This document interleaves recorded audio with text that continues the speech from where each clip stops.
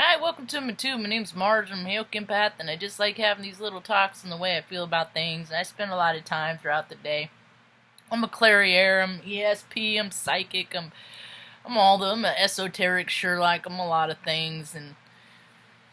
And these days, I gotta stay close to home and hang out with mom, make sure she's taken care of and got her needs taken care of and stuff like that. So I took a career change a few years back. If you're new to the tube, so one of the reasons why I do this tube is help time go by, help time pass. Because I get too idle. I've always been a thinker. Putting things together. So I spent a long time doing a lot of reconnaissance, and I was just watching The Good Doctor. I sure do like that show. I'm like a Dr. Sean Murphy.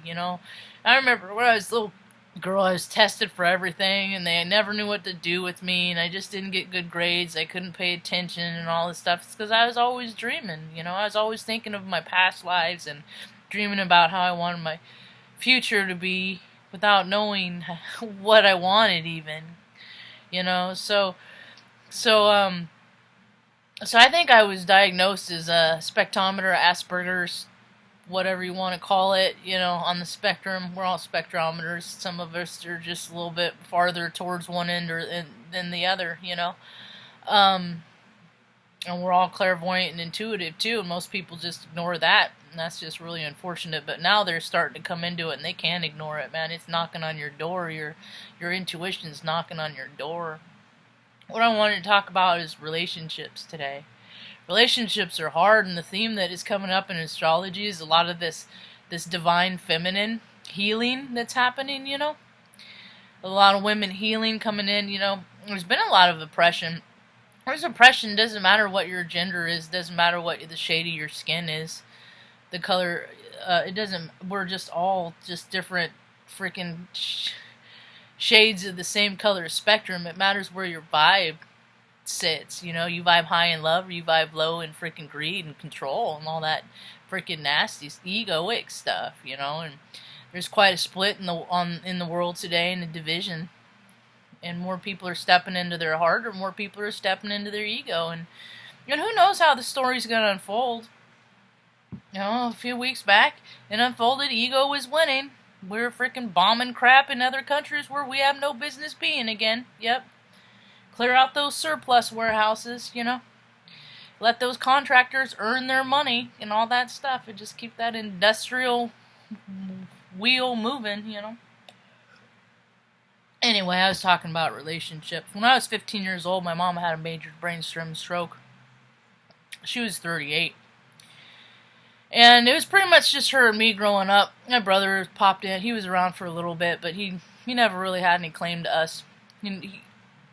And stuff, so he made his exit early on, about 17, when he moved out, when he went off to college.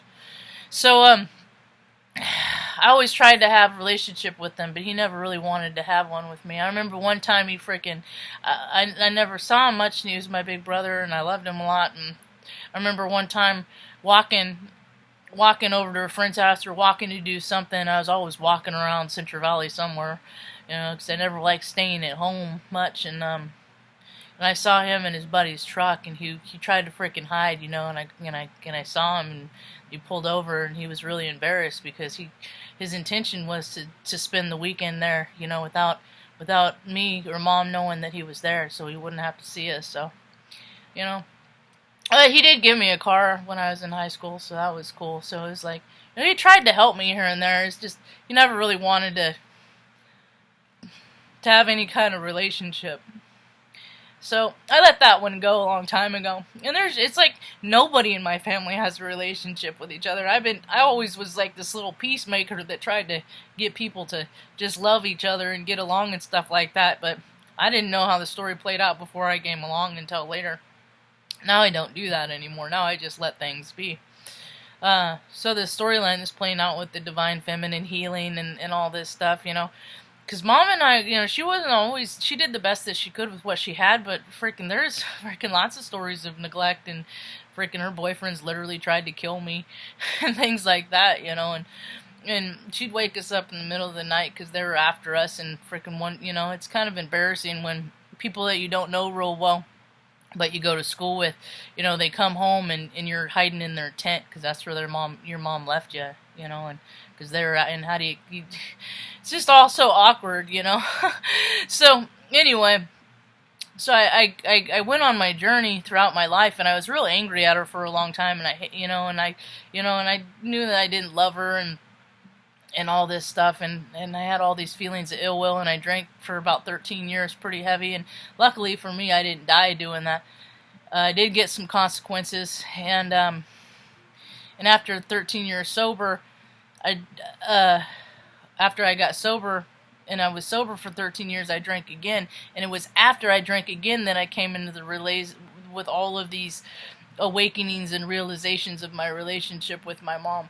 It doesn't matter what happened to her then, she's not the same person she was, and I ain't the same person I was, and she don't got nobody else in this world, and I'm the only one to take care of her, and it's been hard, but the thing of it is she and I have a relation today that I never thought we'd have, and it wasn't like, I mean, she disciplined and stuff was like, stuff like that. It was, I don't know how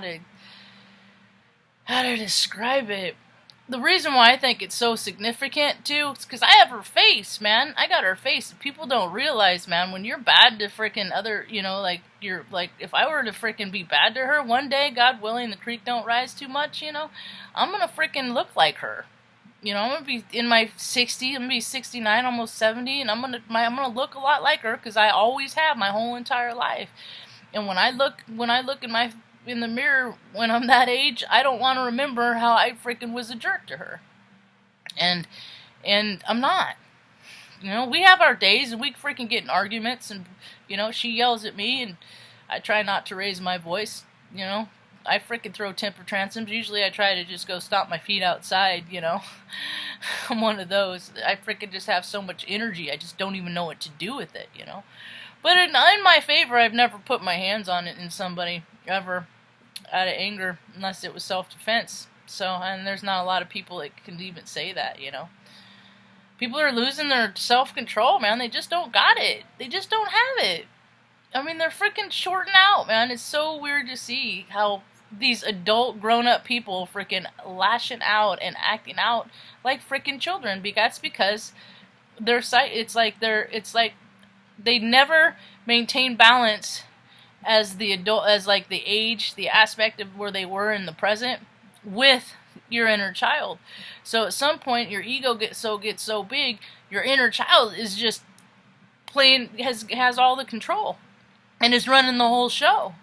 And now we live in a society where a bunch of freaking children are running the show. Everybody's gonna be eating freaking ice cream for dinner, and all this, doing all this stupid stuff, and they are. The whole freaking world is freaking, it's just so wild how it's playing out, and all the stuff that's happening, like with the freaking viruses and stuff like that.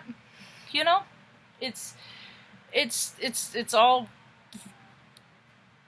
forecast in astrology and things like that. It's not going to say on this date a freaking virus is going to come out and all these people are going to die.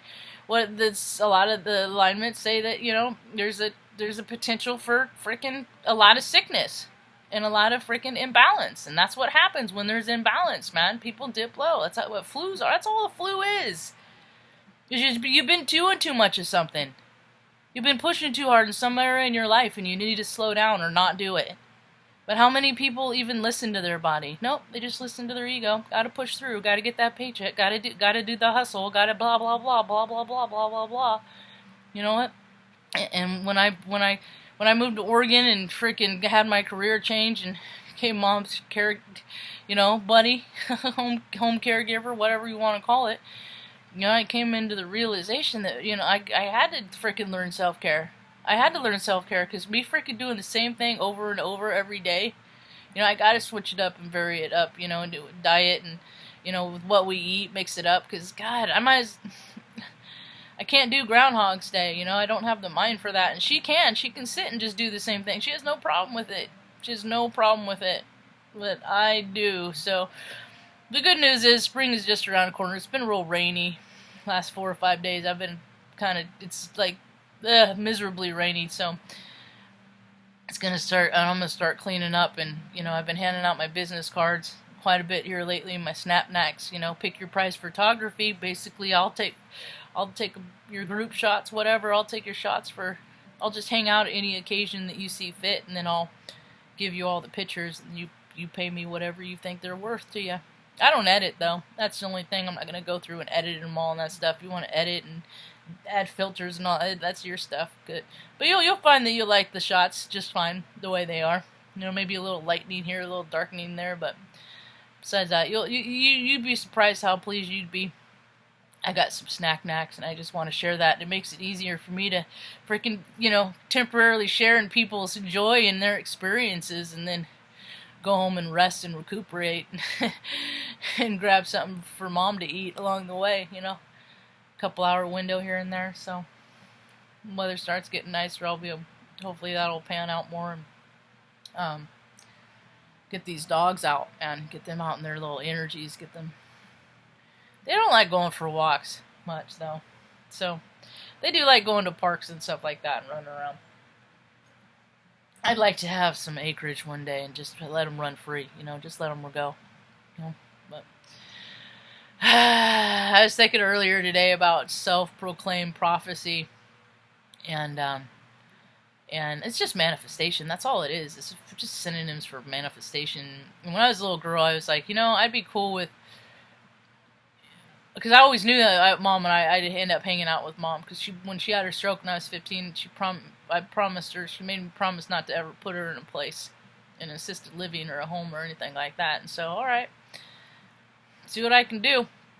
Promise is a promise, It's it's a pretty big lifestyle change because of a promise. But how many people don't even freaking do what they say they're gonna do on, in the small things? So I always look at that when they can't show up for the little stuff, they ain't gonna show up for big stuff in life, and then my world gets small again because I just got no use for a one-way kind of relationship anymore with friendships. It's just too hard, It ain't easy to make friends, and the older you get, it gets harder, so you might as well either work on the relationships that you get when you're younger and maintain them throughout the ages, or, I don't know, because the older you get, it just ain't easy, but I'm always hopeful.